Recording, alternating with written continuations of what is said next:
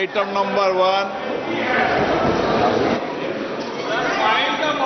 माननीय वित्त मंत्री श्रीमती निर्मला सीतारमन जी। Item number 1. Item number 1.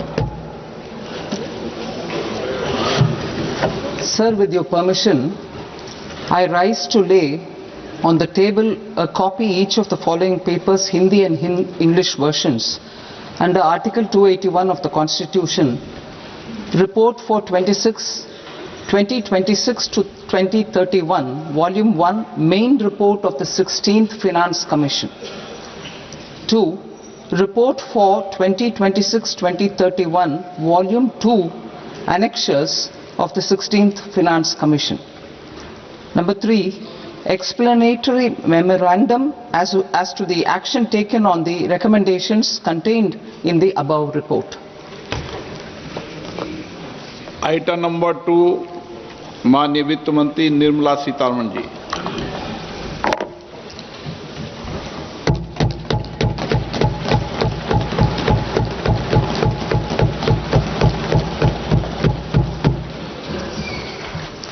Honorable Speaker, sir, on the sacred occasion of Magh Purnima and the birth anniversary of Guru Ravidas, I present the budget for the year 2026-2027. Since we assumed office 12 years ago, India's economic trajectory has been marked by stability, fiscal discipline, sustained growth, and moderate inflation.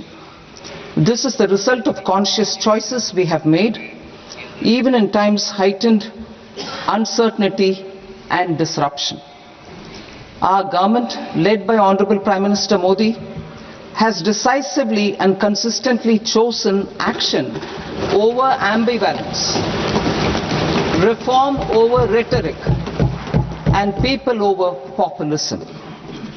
We have pursued far-reaching structural reforms, fiscal prudence and monetary stability, whilst maintaining a strong thrust on public investment. Keeping Atmanirbharta as a lodestar, we have built domestic manufacturing capacity, energy security, and reduced critical import dependencies.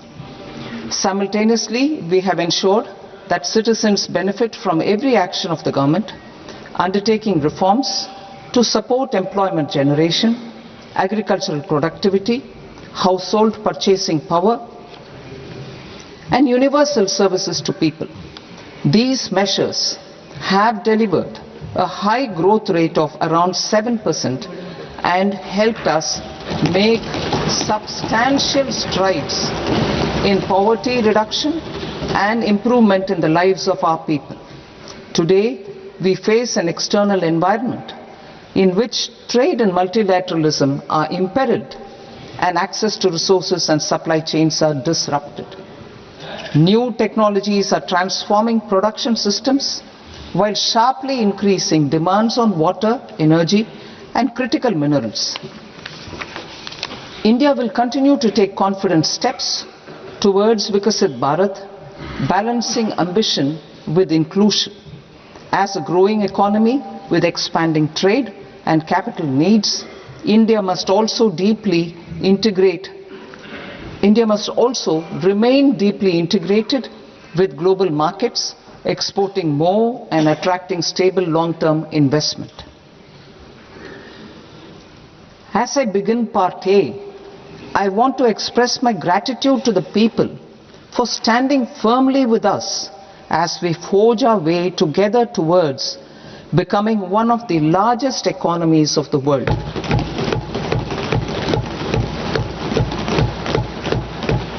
Our aim is to transform aspiration into achievement and potential into performance as we ensure that the dividends of growth reach every farmer, the scheduled caste, the scheduled tribes, the nomads, the youth, the poor, and the women. In Vikasit Bharat Young Leaders Dialogue 2026, several innovative ideas were shared with our Prime Minister, which have inspired many of the proposals, making this a unique Yuva Shakti driven budget. Our government's sankalp is to focus on our poor, underprivileged and the disadvantaged. To deliver on this sankalp, and given that this is the first budget prepared in Kartavya Bhavan, we are inspired by three Kartavya. Our first Kartavya is to accelerate and sustain economic growth by enhancing productivity and competitiveness and building resilience to volatile global dynamics. Our second Kartavya is to fulfill aspirations of our people and build their capacity, making them strong partners in India's path to prosperity. Our third Kartavya, aligned with our vision of Sabka Saath, Sabka Vikas, is to ensure that every family, community, region and sector has access to resources, amenities and opportunities for meaningful participation. This threefold approach requires a supportive ecosystem. The first requirement is to sustain the momentum of structural reforms, continuous, adaptive and forward-looking. Second, a robust and resilient financial sector is central to mobilizing savings, allocating capital efficiently and managing risks. Third, cutting-edge technologies, including AI applications, can serve us as force multipliers for better governance. Reform Express. Our government has undertaken comprehensive reforms towards creating employment, boosting productivity and accelerating growth. After the Prime Minister's announcement on Independence Day in 2025, over 350 reforms have been rolled out. This includes GST simplification, notification of labor codes, and rationalization of mandatory quality control orders.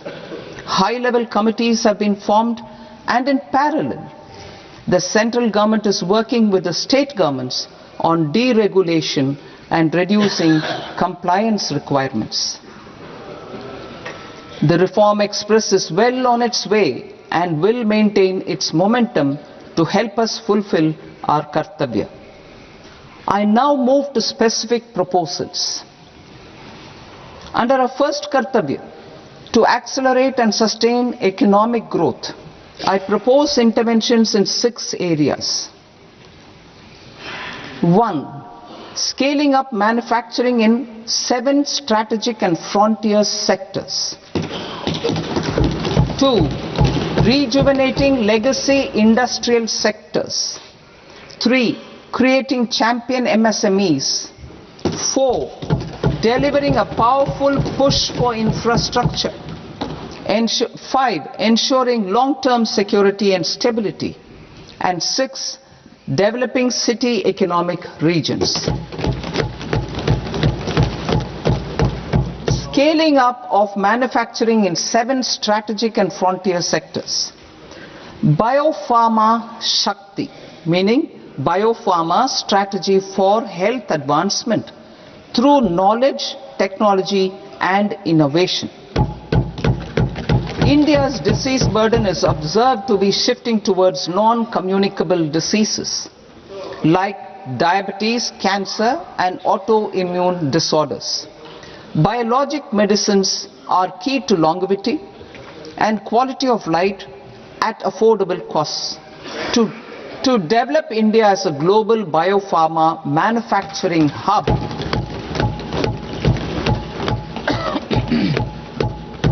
I propose the Biopharma Shakti with an outlay of 10,000 crores over the next 5 years. This will build the ecosystem for domestic production of biologics and biosimilars. The strategy will include a biopharma focused network with 3 new national institutes of pharmaceutical education and research, popularly known as NIPERS, and upgrading 7 existing ones. It will also create a network of 1,000 accredited India clinical trials sites.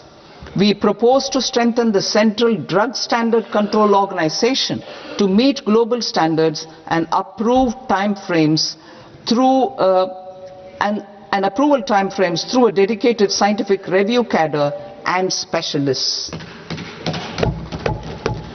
India's Semiconductor Mission 1.0 expanded India's semiconductor sector capabilities. Building on this, we will launch ISM 2.0 to produce equipment and materials, design full-stack Indian IP, and fortify supply chains. We will also focus on industry-led research and training centers to develop technology and skilled workforce.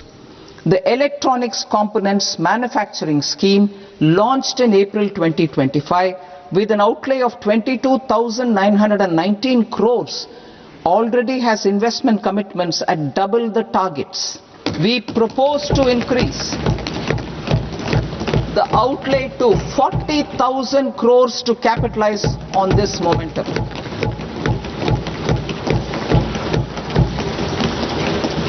A scheme for rare earth permanent magnets was launched in 2025 November.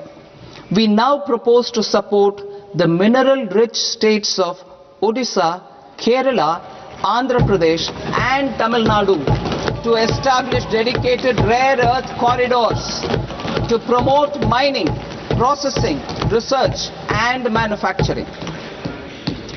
To enhance domestic chemical production and reduce import dependency, we will launch a scheme to support states in establishing 3 dedicated chemical parks through challenge route on a cluster-based plug-and-play model. Strong capital goods.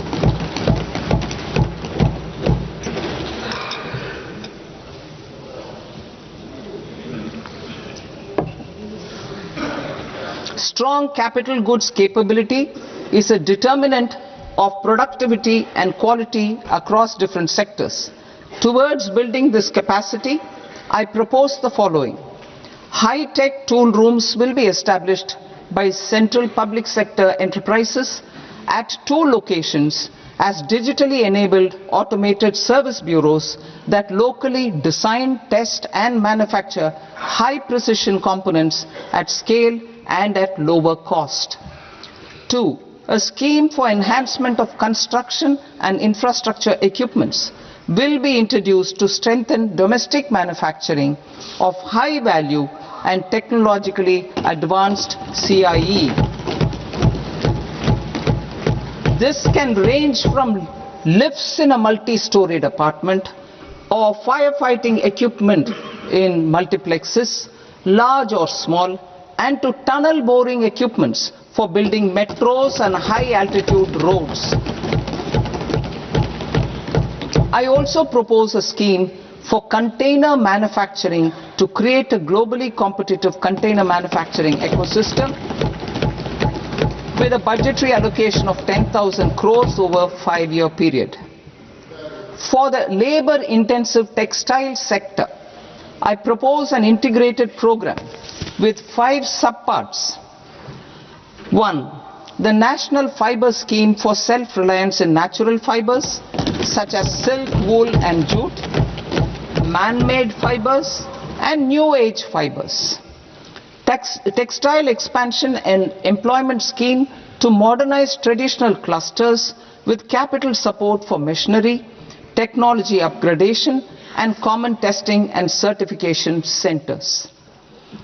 3. The National Handloom and Handicraft Program to integrate and strengthen existing schemes and ensure targeted support for weavers and artisans. Tex Eco Initiative to promote globally competitive and sustainable textiles and apparels. Samarth 2.0 to modernize the upgrade the textile skilling ecosystem through collaboration with industry and academic institutions. Further, I propose to set up mega textile parks in challenge mode. They can also focus on bringing value addition to technical textiles.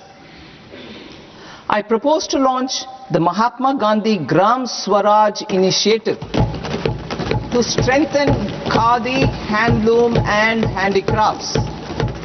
This will help in global market linkage and branding. It will streamline and support training, skilling, quality of process and production. This will benefit our weavers, village industries, one district, one product ODOP initiative and also our rural youth. India has the potential to emerge as a global hub for high quality, affordable sports goods. I propose a dedicated initiative for sports goods that will promote manufacturing, research and innovation in equipment design as well as material sciences.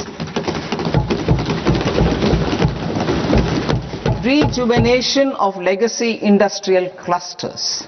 I propose to introduce a scheme to revive 200 legacy industrial clusters to improve their cost competitiveness and efficiency through infrastructure and technology upgradation. Creating champion SMEs and supporting micro enterprises. Recognizing MSMEs as a vital engine of growth, I propose a three-pronged approach to help them grow as champions. Equity support. I propose to introduce a dedicated 10,000 crores SME growth fund to create future champions, incentivizing enterprises based on select criteria. I also propose to top up the Self-Reliant India Fund set up in 2021 with 2,000 crores to continue support to micro enterprises and maintain their access to risk capital. Liquidity support. With TREDS, more than 7 lakh crore has been made available to MSMEs. To leverage its full potential, I propose 4 measures. 1. Mandate TREDS as the transaction settlement platform for all purchases from MSMEs by CPSEs, serving as a benchmark for other corporates. 2. Introduce a credit guarantee support mechanism through CGTMSE for invoice discounting on TREDS platform. 3. Link GEM with TREDS for sharing information with financiers about government purchases from MSMEs, encouraging cheaper and quicker financing. 4. Introduce TREDS receivables as asset-backed securities, helping develop a secondary market, enhancing liquidity and settlement of transactions. Professional support. Government will facilitate professional institutions such as the ICAI, ICSI, ICMAI to design short-term modular courses and practical tools to develop a cadre of corporate mitras, especially in Tier 2 and Tier 3 towns. These accredited para-professionals will help MSMEs meet compliance requirements at affordable costs. Infrastructure. During this past decade, our government has undertaken several initiatives for large-scale enhancement of public infrastructure, including through new financing instruments such as Infrastructure Investment Trust (InvITs) and Real Estate Investment Trust (REITs), and institutions like NIIF and NABFID. We shall continue to focus on developing infrastructure in cities with over 5 lakh population, that is Tier 2, Tier 3 cities, which have expanded to become growth centers. Public capital expenditure has increased manifold from 2 lakh crore in 2014-15 to an allocation of 11.2 lakh crore in BE 25-26. In this coming year, that is financial year 2026-27, I propose to increase it to 12.2 lakh crores to continue the momentum. To strengthen the confidence of private developers regarding risks during infrastructure development and construction phase, I propose to set up an infrastructure risk guarantee fund to provide prudentially calibrated partial credit guarantee to lenders. Over the years, RITES have emerged as a successful instrument for asset monetization. I propose to accelerate recycling of significant real estate assets of the CPSEs through the setting up of dedicated RITES. To promote environmentally sustainable movement of cargo, I propose to 1. Establish new dedicated freight corridors connecting Dankuni in the east to Surat in the west. Operationalize 20 new national waterways over the next 5 years, starting with National Waterways 5 in Orissa to connect mineral-rich areas of Talcher and Angul and industrial centers like Kalinga Nagar to the ports of Paradeep and Dhamra. Training institutes will be set up as regional centers of excellence for development of required manpower for these waterways. This will benefit youth in the entire stretch of the waterways to train and acquire skills. Further, a ship repair ecosystem catering to inland waterways will also be set up at Varanasi and Patna. And C. Launch a coastal cargo promotion scheme for incentivizing a modal shift from rail to road to increase the share of inland waterways and coastal shipping from 6% to 12% by 2047. To enhance last mile and remote connectivity and promote tourism, I propose to give incentives to indigenize manufacturing of seaplanes.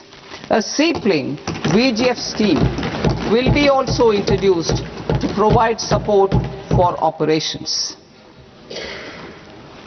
Carbon capture, utilization and storage. Aligning with the roadmap launched in December 2025, the carbon capture, utilization and storage technologies at scale will achieve higher readiness and in end-use application across 5 industrial sectors, including power, steel, cement, refineries and chemicals. An outlay of 20,000 crore is proposed over the next 5 years for this purpose. City economic regions. Cities are India's engines of growth, innovation and opportunities. We shall now focus on Tier 2, Tier 3 cities and even temple towns which need modern infrastructure and basic amenities. This budget aims to further amplify the potential of cities to deliver the economic power of agglomerations by mapping city economic regions based on their specific growth drivers. An allocation of 5,000 crore per CER over 5 years is proposed for implementing their plans through a challenge mode with a reform cum result based financing mechanism. In order to promote environmentally sustainable passenger systems, we will develop 7 high-speed rail corridors between cities as growth connectors, namely Mumbai to Pune, Pune to Hyderabad, Hyderabad to Bengaluru, Hyderabad to Chennai, Chennai to Bengaluru, Delhi to Varanasi, Varanasi to Siliguri.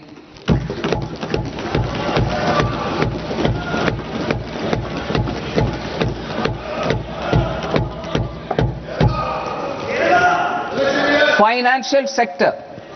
The Indian banking sector today is characterized by strong balance sheet, historic highs in profitability, improved asset quality, and coverage exceeding 98% of villages in the country. At this juncture, we are well placed to futuristically evaluate the measures needed to continue on the path of reform-led growth of this sector. I propose setting up a high-level committee on banking for Vikasit Bharat.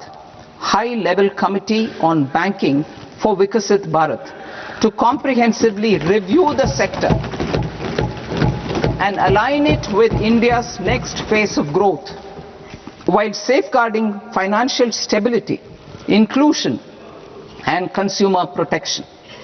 The vision for NBFCs for Vikasit Bharat has been outlined with clear targets for credit disbursement and technology adoption in order to achieve scale and improve efficiency in the public sector NBFCs. As a first step, it is proposed to restructure the Power Finance Corporation and Rural Electrification Corporation. I propose a comprehensive review of the foreign exchange management non-debt instruments rules to create a more contemporary, user-friendly framework for foreign investments consistent with India's evolving economic priorities. Corporate bond market. I propose to introduce a market-making framework with suitable access to funds and derivatives on corporate bond indices. I also propose to introduce total return swaps on corporate bonds. Municipal bonds. To encourage the issuance of municipal bonds of higher value by larger cities, I propose an incentive of 100 crore rupees for a single bond issuance. 100 crore rupees for a single bond issuance of more than 1,000 crore. The current scheme under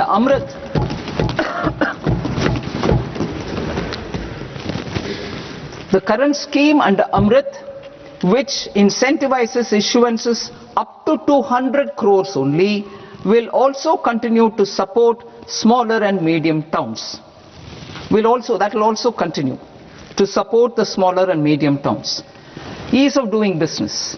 Individual persons resident outside India, PROI, will be permitted to invest in equity instruments of listed Indian companies through the portfolio investment scheme. It is also proposed to increase the investment limit for an individual PROI under the scheme from 5% to 10%, with an overall investment limit for all individual PROIs to 24% from the current 10%. Emerging technologies including AI. 21st century is technology driven. Adoption of technology is for the benefit of all people. Farmers in the field, women in STEM, youth keen to upskill, and Divyangjan to access newer opportunities. The government has taken several steps to support new technologies through AI Mission, National Quantum Mission, Anusandhan National Research Fund, and Research and Development and Innovation Fund.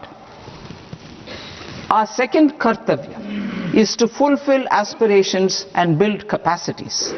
Close to 25 crore individuals have come out of multi-dimensional poverty through a decade of our government's sustained and reform-oriented efforts.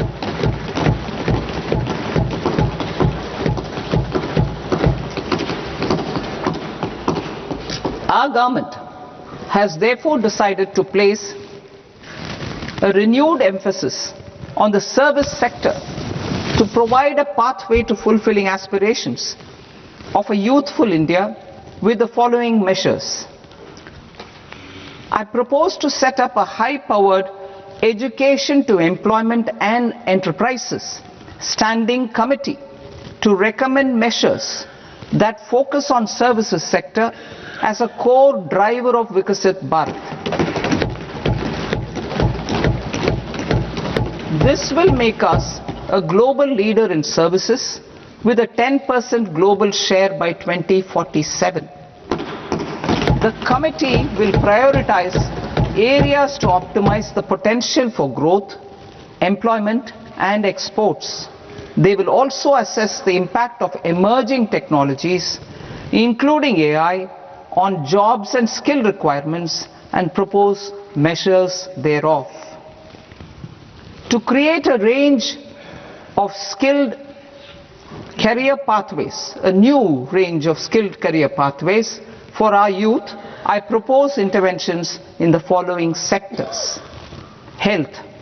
Existing institutions for allied health professionals will be upgraded and new AHP institutions established in private and government sectors.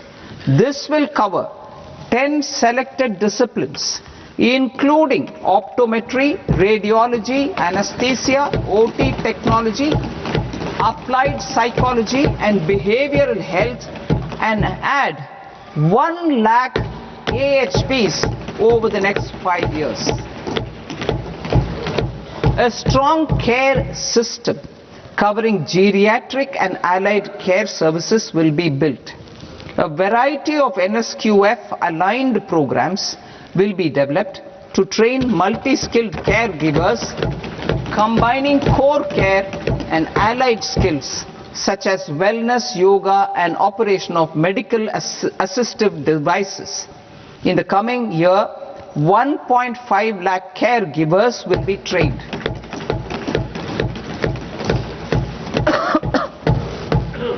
Hubs for medical value tourism.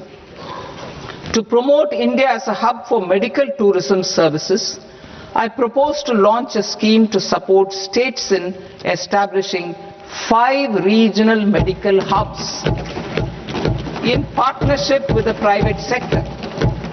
These hubs will serve as integrated healthcare complexes that combine medical, educational and research facilities. They will have Ayush centers, medical value tourism facilitation centers and infrastructure for diagnostics, post-care and rehabilitation.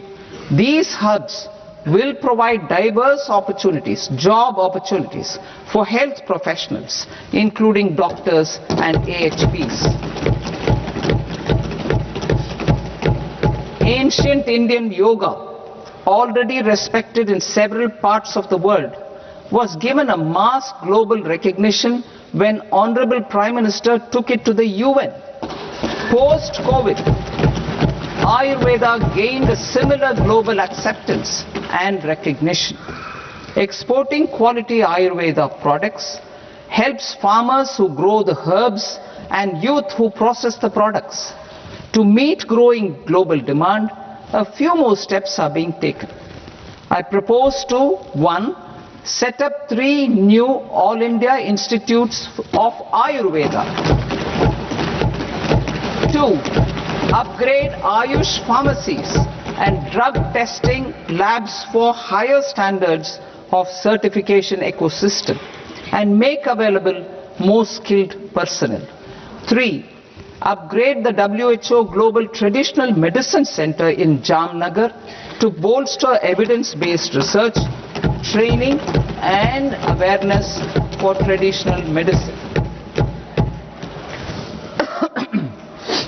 Animal husbandry. Livestock contributes to close to 16% of farm income, including of poor and marginal households.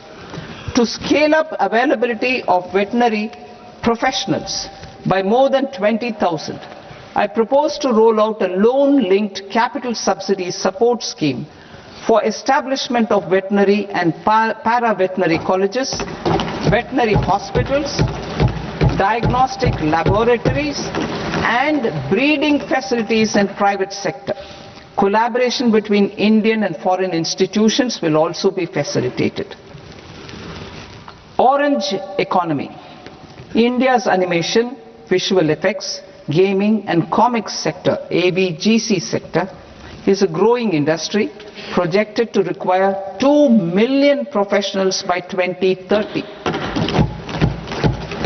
I propose to support the Indian Institute of Creative Technologies, Mumbai, in setting up ABGC content creator labs in 15,000 secondary schools all over the country and 500 colleges. The Indian design industry is expanding rapidly, and yet there is a shortage of Indian designers. I propose to establish, through challenge route, a new National Institute of Design to boost design education and development in the eastern region of India. Education. Our government will support states through challenge route in creating 5 university townships in the vicinity of major industrial and logistics corridors. These planned academic zones will host multiple universities, colleges and research institutions, skill centers and residential complexes. In higher education, STEM institutions, prolonged hours of study and laboratory work pose some challenges for girl students. Through VGF, Viability Gap Funding and capital support, 1 girls' hostel will be established in every district.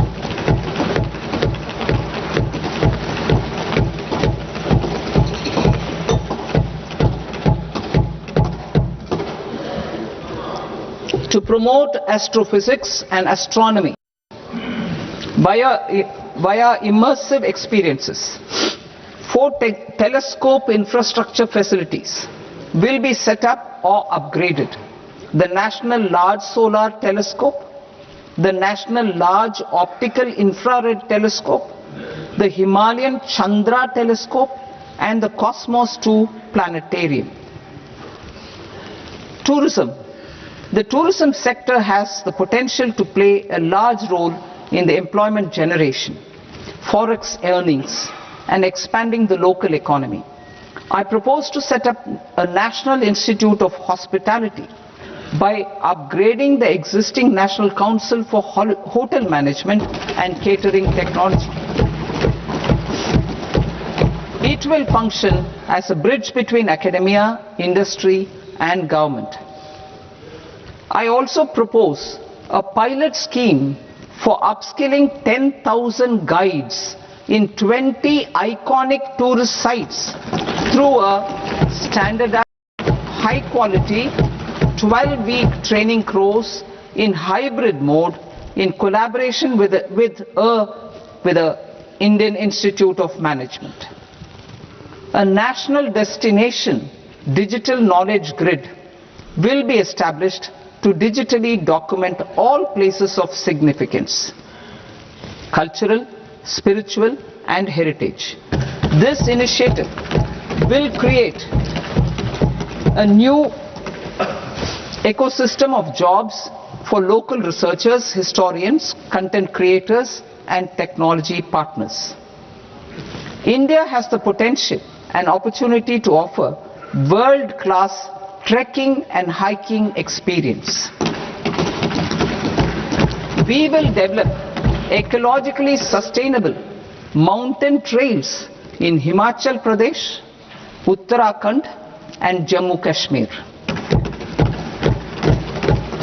Also in Araku Valley in the Eastern Ghats and Podigai Malai in the Western Ghats. Turtle trails along key nesting sites in the coastal areas of Odisha Karnataka and Kerala. And 3. Bird watching trails along the Pulikat Lake in Andhra Pradesh, Tamil Nadu. It's on the border. Under the visionary leadership of Honorable Prime Minister, we established the International Big Cat Alliance in 2024. This year, India is hosting the first ever Global Big Cat Summit, where heads of governments and ministers from 95 range countries will deliberate on collective strategies for conservation. Heritage and culture tourism. I propose to develop 15 archaeological sites, including Lothal, Dolavira, Rakigadi, Adichanallur, Saranath, Hastinapur, and Leh Palace into vibrant experiential cultural destinations. Excavated landscapes will be open to the public through curated walkways. Immersive storytelling skills and technologies will be introduced to help conservation labs, interpretation centers, and guides. The sports sector provides multiple means of employment, skilling, and job opportunities.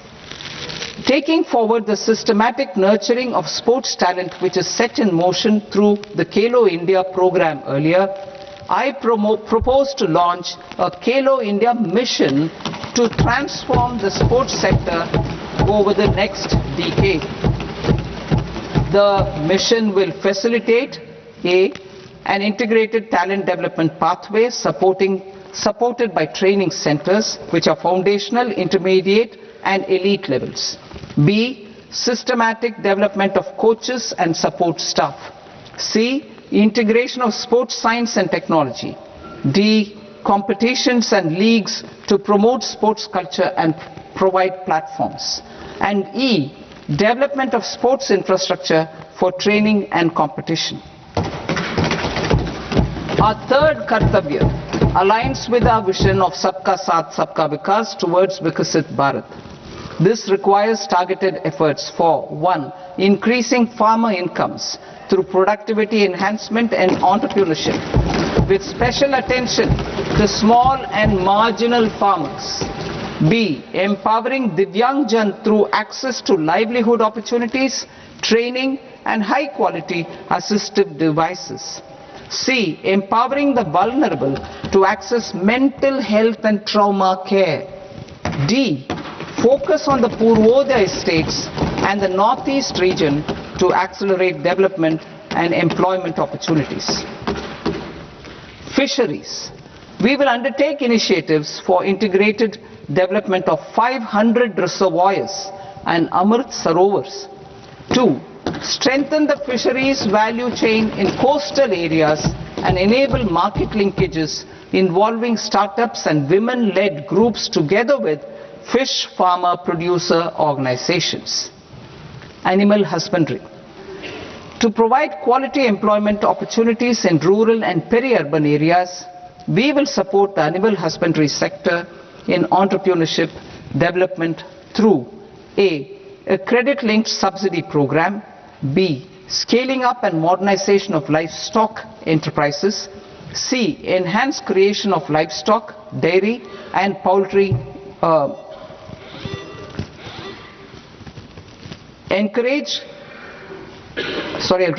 Enhance creation of livestock, dairy, and poultry-focused integrated value chains.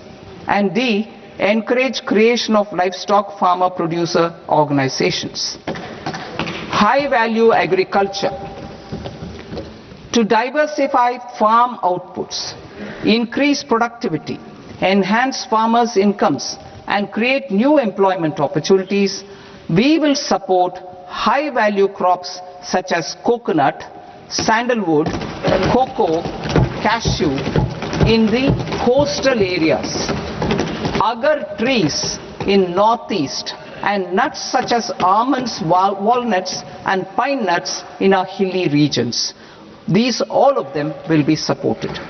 India is the world's largest producer of coconuts. About 30 million people including nearly 10 million farmers depend on coconuts for their livelihood. To further enhance competitiveness in coconut production, I propose a coconut promotion scheme to increase production and enhance productivity through various interventions, including replacing and non-productive trees with new saplings or plants or varieties in major coconut growing states. A dedicated program is proposed for Indian cashew and cocoa to make India self-reliant in raw cashew and coconut production and processing, enhance export competitiveness, and transform Indian cashew and Indian cocoa into premium global brands by 2030. Sandalwood. Sandalwood is closely linked to India's social and cultural heritage. Our government will partner with state governments to promote focused cultivation and post-harvest processing to restore the glory of the Indian sandalwood ecosystem, to rejuvenate old, low-yielding orchards and expand high-density cultivation of walnuts, almonds and pine nuts. We will support a dedicated program to enhance farmer incomes and in bringing value addition by engaging youth. Bharat Vistar, that is virtually integrated system to access agricultural resources. I propose to launch Bharat Vistar, a multilingual AI tool that shall integrate the AgriStack portals and the ICAR package on agricultural practices with AI systems. This will enhance farm productivity, enable better decisions for farmers, and reduce risk by providing customized advisory support. She Marts for rural women-led enterprises. Building on the success of Lakpati Didi program, I propose to help women take the next step from credit-linked livelihoods to being owners of enterprises. Self-help entrepreneur, She Marts will be set up as community-owned retail outlets within the cluster-level federations through enhanced and innovative financing instruments. Empowering Divyangjan. Divyangjan Kaushal Yojana. Information technology, AVGC sectors, hospitality and food and beverages sectors often offer task-oriented and process-driven roles which are suitable for Divyangjan. We will ensure dignified livelihood opportunities through industry-relevant and customized training specific to each Divyangjan group.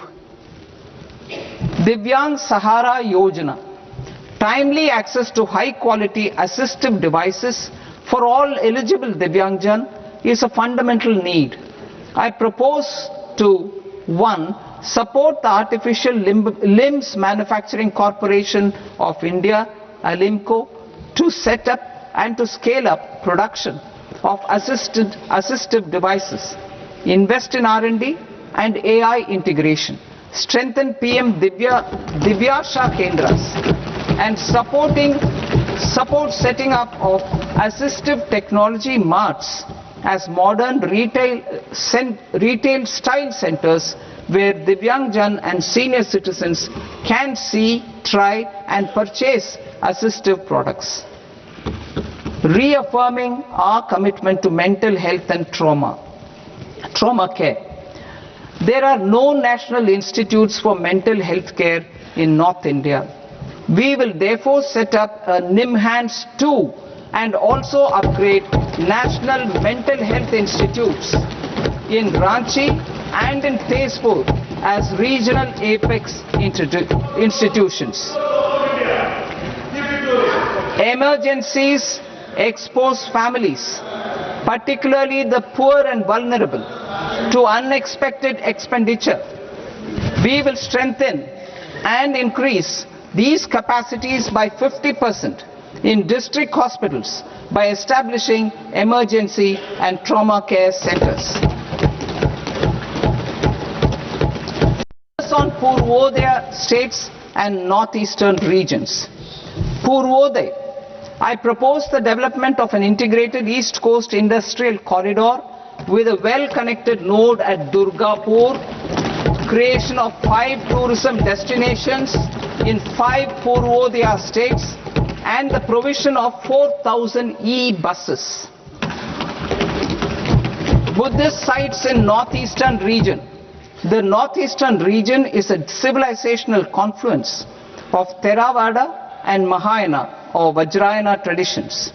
I propose to launch a scheme for development of Buddhist circuits in Arunachal Pradesh, Sikkim, Assam, Manipur, Mizoram and Tripura. The scheme will cover preservation of temples and monasteries, pilgrimage interpretation centers, connectivity and pilgrim amenities. 16th Finance Commission. On 17th November 2025, the 16th Finance Commission submitted its report to the President. As mandated under Article 281 of the Constitution, the government is to lay the report along with the explanatory memorandum on the action taken report on the recommendations of the Commission in Parliament, which, Sir, Honourable Speaker, you have allowed me to do at the commencement of this session.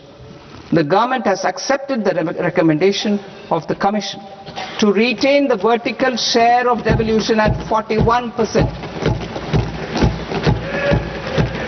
As recommended by the Commission, I have provided 1.4 lakh crores of rupees to the states for the year 2026-2027 as Finance Commission grants.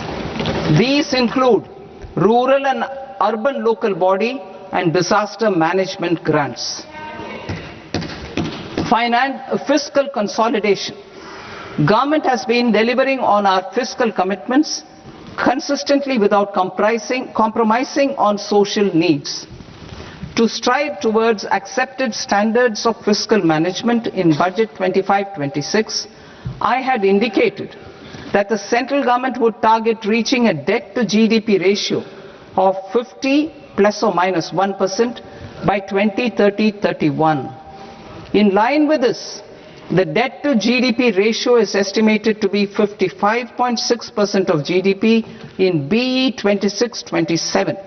compared to 56.1% of GDP in RE 25-26.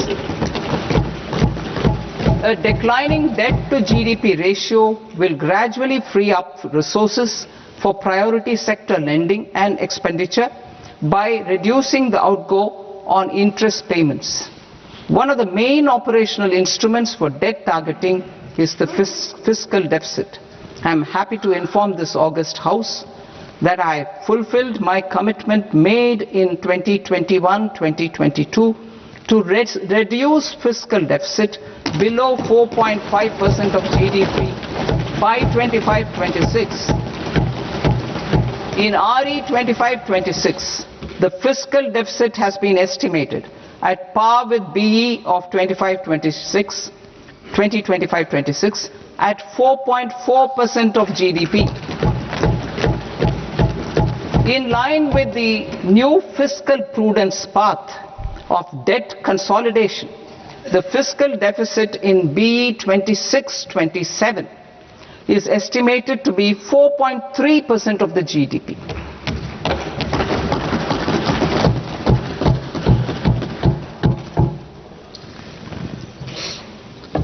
The revised estimates of the non-debt receipts are 34 lakh crore rupees, of which the centre's net tax receipts are 26.7 lakh crore.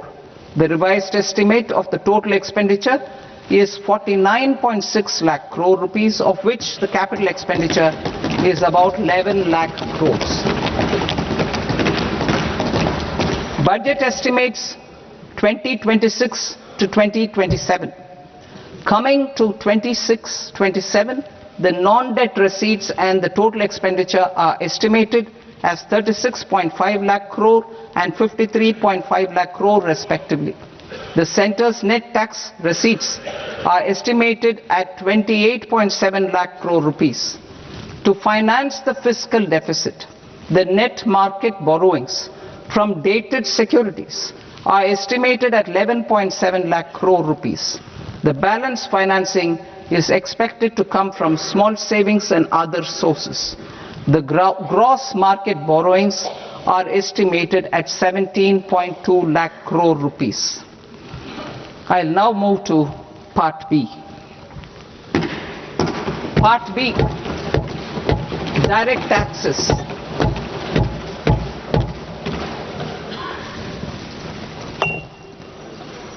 Honorable Speaker, sir, I now present my proposals on direct taxes. New Income Tax Act. In July 2024, I announced a comprehensive review of the Income Tax Act 1961. This was completed in a record time, and the Income Tax Act 2025 will come into effect from 1st April 2026.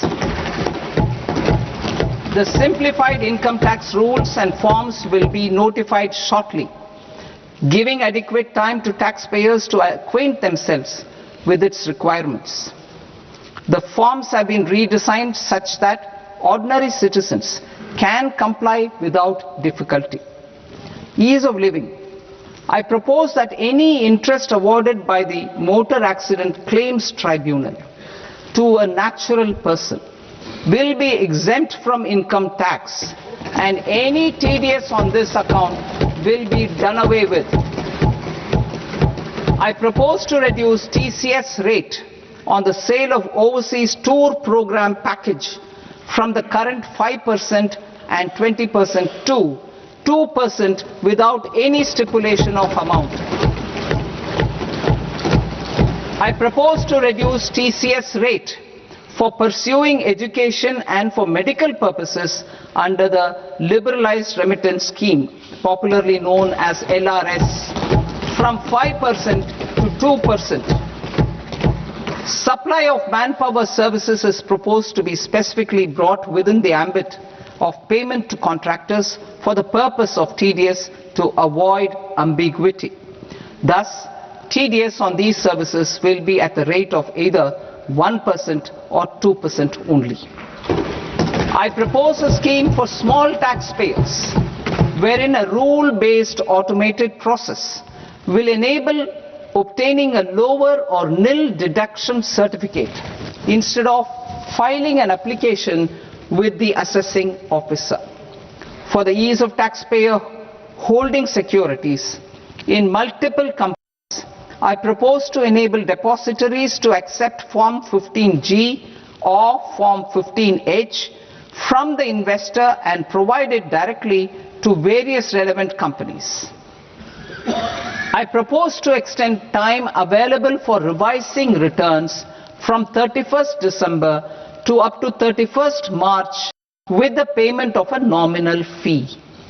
I also propose to stagger the timeline for filing of tax returns.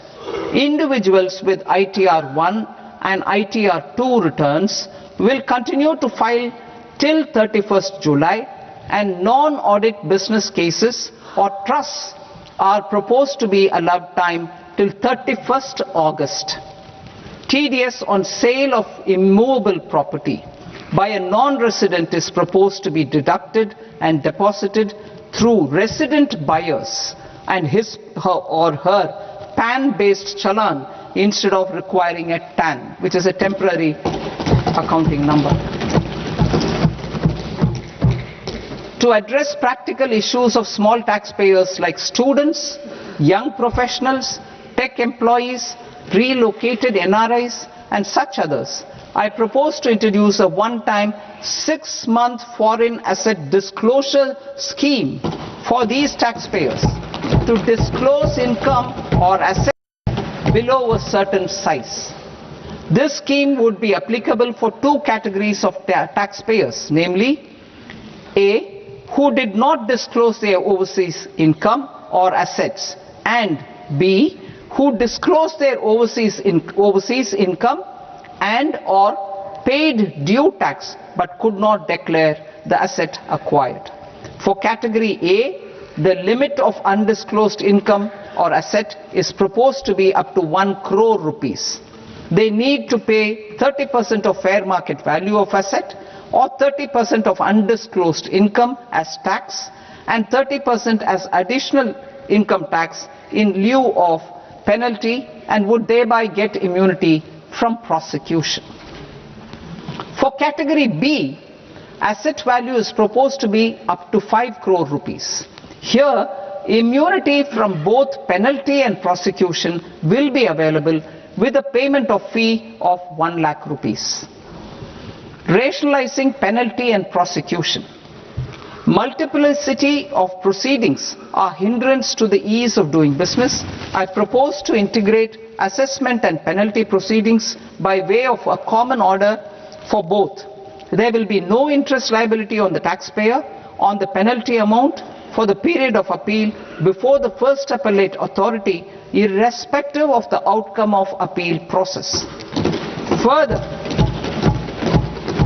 quantum of prepayment is being reduced from 20% to 10% and will continue to be calculated only on core tax demand.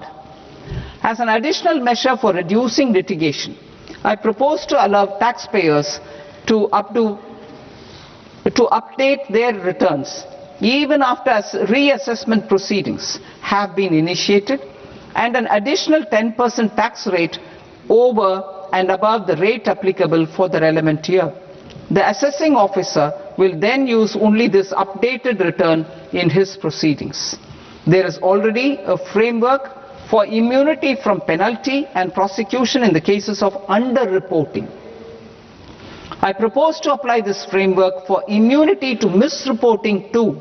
However, in such a case, the taxpayer will need to pay 100% of the tax amount as an additional income tax over and above the tax and interest due. Penalties for certain technical defaults, such as failure to get accounts audited, non-furnishing of transfer pricing audit report, and default in furnishing statement for financial transactions are proposed to be converted into fee.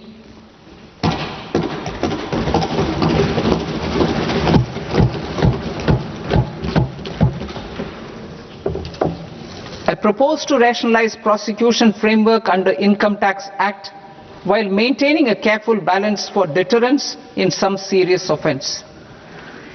Non-production of books of account and documents and requirement of TDS payment where payment is made in kind are being decriminalized. Further, minor offences will attract fine only. The remaining prosecutions will be graded commensurate with the quantum of offence.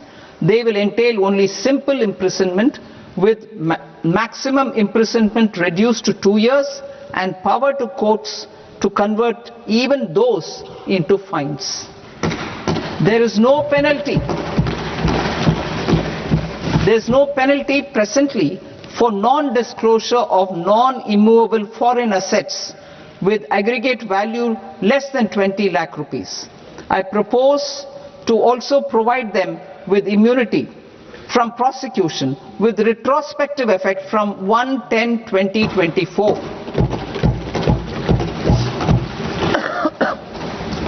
Cooperatives. Deduction is already allowed to a primary cooperative society engaged in supplying milk, oilseeds, fruits or vegetables raised or grown by its members. I propose to extend this deduction to also include supply of cattle feed and cotton seed produced by its members. I propose to allow inter-cooperative society dividend income as deduction under the new tax regime to the extent it is further distributed to its members. I further propose to allow exemption for a period of 3 years to dividend income received by a notified national cooperative federation on their investments made in companies up to 31/1/2026. This exemption would be allowed only for dividends further distributed to its member cooperatives. Supporting IT sector as India's growth engine.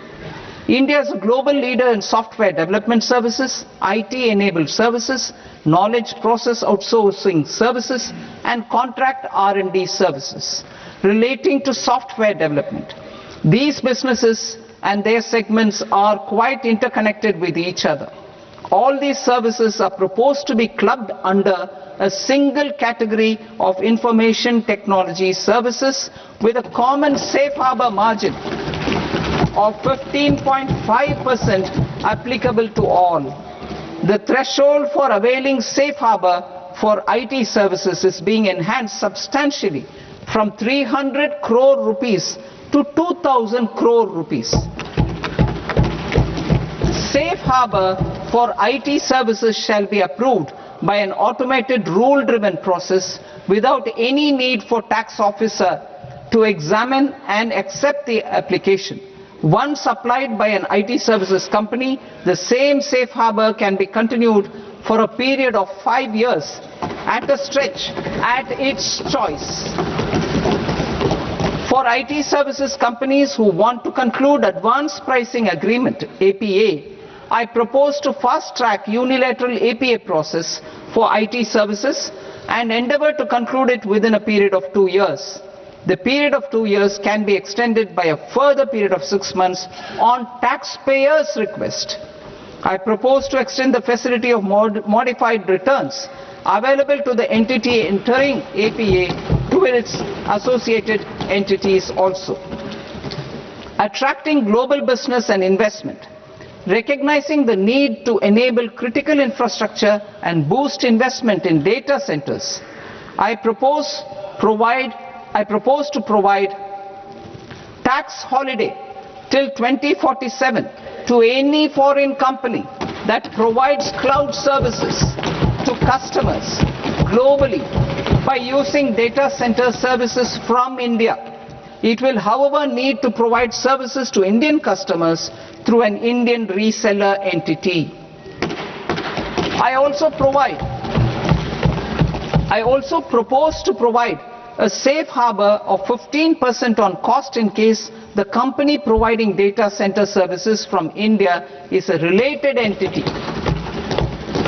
To harness the efficiency of just-in-time logistics for electronic manufacturing, I propose to provide safe harbor to non-residents for component warehousing in a bonded warehouse at a profit margin of 2% of the invoice value.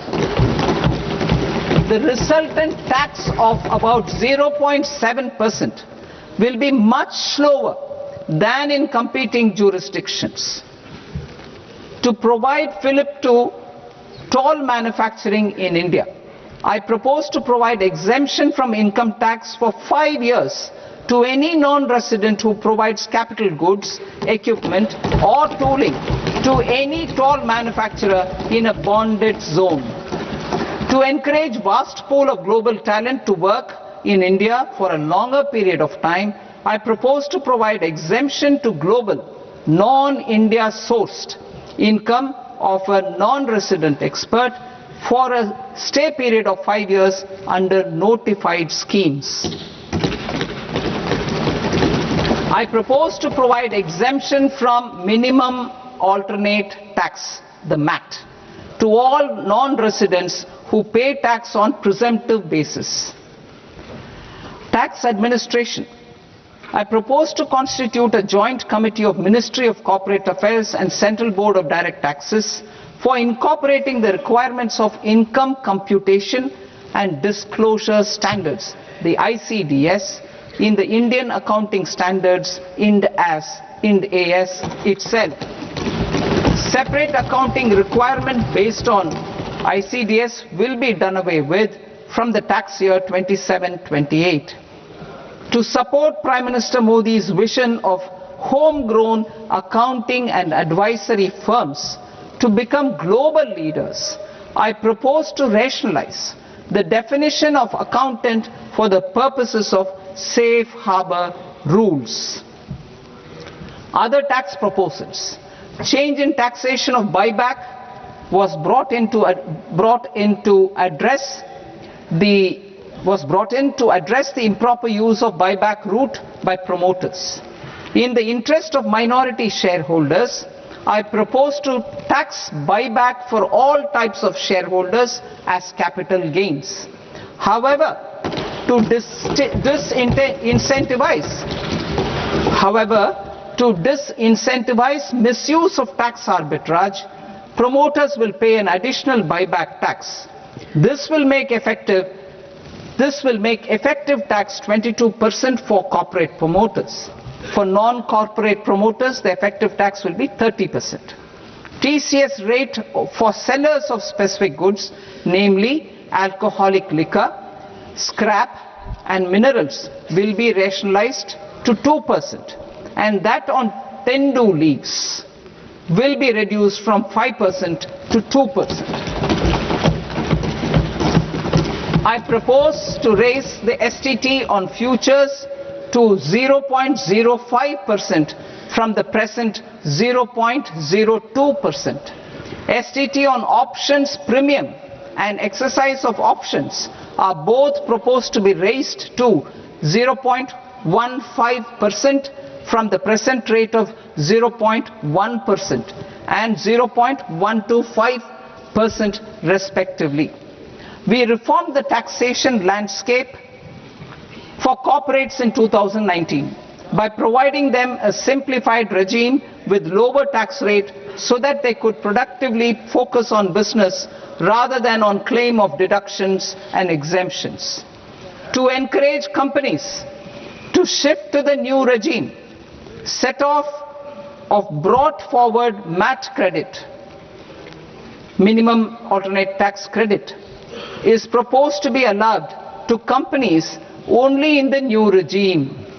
Set off using available MAT credit is proposed to be allowed to an extent of 1/4 of the tax liability in the new regime. MAT is proposed to be made final tax, so there will be no further credit accumulation from 1st April 2026. In line with this change, the rate of final tax is being reduced to 14% from the current MAT rate of 15%. The brought forward MAT credit of taxpayers accumulated till 30th March 2026 will continue to be available to them for set off as above. Indirect taxes. I shall now take up proposals related to indirect taxes. My proposals for customs and central excise aim to further simplify the tariff structure, support domestic manufacturing, promote export competitiveness, and correct inversion in duty. To continue weeding out long continuing customs duty exemptions, I propose to remove certain exemptions on items which are being manufactured in India or where the imports are negligible. Similarly, to further simplify the process of ascertaining the rate of duty applicable on a particular item, I propose to incorporate certain effective rates in various customs notifications to the tariff schedule itself. I shall now take up sector-specific proposals. Promotion of exports of marine, leather and textile products. I propose to increase the limit for duty-free imports of specified inputs used for processing seafoods for export from the current 1% to 3% of FOB value of the previous year's export turnover. I also propose to allow duty-free imports of specified inputs, which is currently available for exports of leather or synthetic footwear, to exports of shoe uppers as well. I propose to extend the time period for export of final product from the existing 6 months to 1 year for exporters of leather or textile garments, leather or synthetic footwear and other leather products. energy transition and security. I propose to extend the basic customs duty exemption given to capital goods used for manufacturing lithium-ion cells for batteries to those used for manufacturing lithium-ion cells for battery energy storage systems also. I propose to exempt basic customs duty on import of sodium antimonate for use in manufacture of solar glass. Nuclear power. I propose to extend the existing basic customs duty exemption on imports of goods required for nuclear power projects till the year 2035 and expand it for all nuclear plants irrespective of their capacity. Critical minerals. It is proposed to provide basic customs duty exemption to the import of capital goods required for the processing of critical minerals in India. Biogas blended CNG. I propose to exclude the entire value of biogas while calculating the central excise duty payable on biogas blended CNG. Civil and defense aviation. I propose to exempt basic customs duty on components and parts required for the manufacture of civilian training and other aircrafts. It is proposed to exempt basic customs duty on raw materials imported for the manufacture of parts of aircraft to be used in maintenance, repair or overall requirements by units in the defense sector. Electronics. To deepen value addition in the consumer electronics sector, I propose to exempt basic customs duty on specified parts used in the manufacture of microwave ovens. Special economic zone. To address the concerns arising about utilization of capacity by manufacturing units in the special economic zones due to global trade disruptions, I propose as a special one-time measure to facilitate sales by eligible manufacturing units in SEZs to the domestic tariff area at concessional rates of duty. The quantity of such sales will be limited to a prescribed proportion of their exports.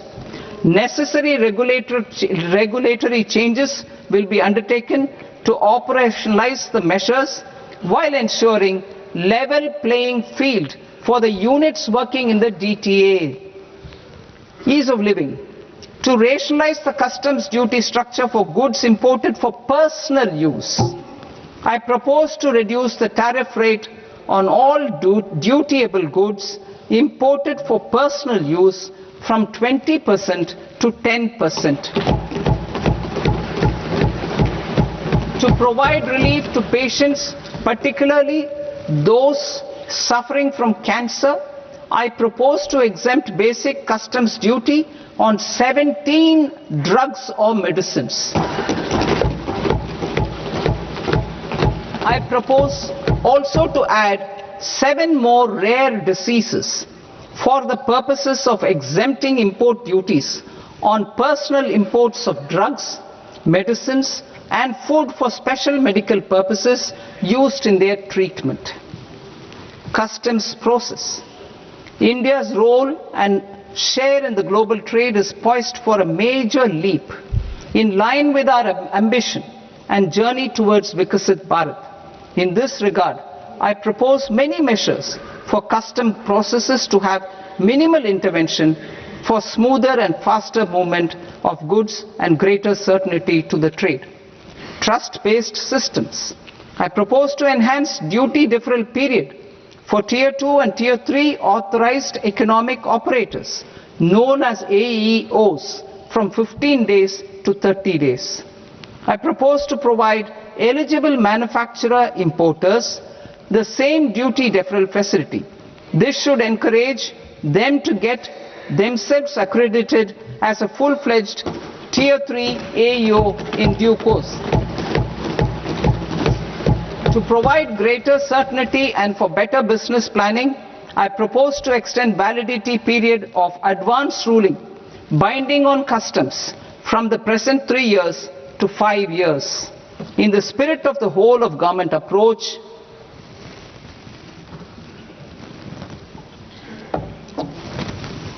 government agencies will be encouraged to leverage AEO accreditation for preferential treatment in clearing their cargo. Regular importers with trusted long-standing supply chains will be recognized in the risk system so that the need for verification of their cargo every time can be minimized. Export cargo using electronic sealing. Export cargo using electronic sealing will be provided through clearance from the factory premises to the ship. For import of goods not needing any compliance, filing of bill of entry by a trusted importer and arrival of goods will automatically notify customs for completing their clearance formalities. This will enable goods to be released immediately on arrival. The customs warehouse framework will be transformed into a warehouse operator-centric system with a self-declarations, electronic tracking and risk-based audit. These reforms will move away from the current system of officer-dependent approvals and reduce transaction delays and compliance costs. Ease of doing business. Approvals required for cargo clearance from various government agencies will be seamlessly processed through a single and interconnected digital window by the end of the financial year. Processes involved in clearance of food, drugs, plant and animal and wildlife products accounting for about 70% of interdicted cargo will be operationalized on this system by April 2026 itself. For goods not having any compliance requirement, clearance will be done by customs immediately after online registration is completed by the importer, subject to the payment of duty. Customs integrated system will be rolled out in 2 years as a single integrated and scalable platform for all customs processes. Utilization of non-intrusive scanning with advanced imaging and AI technology for risk assessment will be expanded in a phased manner with the objective to scan every container across all the major ports. New export opportunities to support Indian fishermen to fully harness the economic value of marine resources beyond our territorial waters. The following measures will be taken. A. Fish catch by an Indian fishing vessel in exclusive economic zone or on the high seas will be made free of duty. Landing of such fish on foreign port will be treated as export of goods. Safeguards will be put in place to prevent misuse during fish catch, transit or transshipment. To support aspirations of India's small businesses, artisans and startups to access global markets through e-commerce, I am pleased to announce complete removal of the current value cap of 10 lakh rupees per consignment on courier exports. In addition, handling of rejected and returned consignments will be improved with effective use of technology for identifying such consignments. I propose to revise provisions governing baggage clearance during international travel to address genuine concerns of passengers. The revised rules will enhance duty-free allowances in line with the present-day travel realities and provide clarity in temporary carriage of goods brought in or taken out. There are honest taxpayers who are willing to settle disputes by paying all their dues, but they get deterred due to negative connotation associated with penalty. They will now be able to close cases by paying an additional amount in lieu of penalty. Honorable Speaker, sir, with this, I commend the budget to this august House. Jai Hind.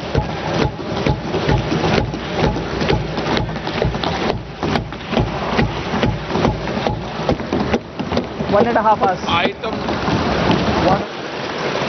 Item number 3 माननीय वित्त मंत्री जी।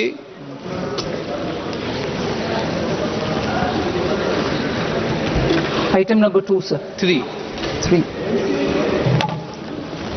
Sir, with your permission, I rise to lay on the table of the table the following statements under Section 3(1) of the Fiscal Responsibility and Budget Management Act of 2003. Medium-term fiscal policy cum fiscal policy strategy statement and macroeconomic framework statement. Item number 4 माननीय वित्त मंत्री जी। Sir, with your permission, I move for leave to introduce the Finance Bill 2026. प्रश्न ये कि विधेयक को पुनर्स्थापित करने की अनुमति प्रदान की जाए। जो सदस्य इस पक्ष में हाँ गए, जो सदस्य विरोध में ना गए, मेरे विचार में निर्णय हाँ वालों के पक्ष में, हाँ वालों के पक्ष में अनुमति प्रदान की जाती है। माननीय मंत्री जी, अब विधेयक पूरे स्थापित करें। Sir, I introduce the bill. माननीय सदस्य, आपको सूचित किया जाता है कि माननीय वित्त मंत्री जी के बजट भाषण की कॉपी पब्लिकेशन काउंटर पर ली जाती है। बजट भाषण और बजट से संबंधित दस्तावेज आपके मोबाइल फोन और मेंबर पोर्टल्स पर ही उपलब्ध है। सभा की कार्रवाई कल सोमवार दिनांक 2 फरवरी 2026 को प्राप्त 11 बजे तक के लिए स्थगित की जाती है।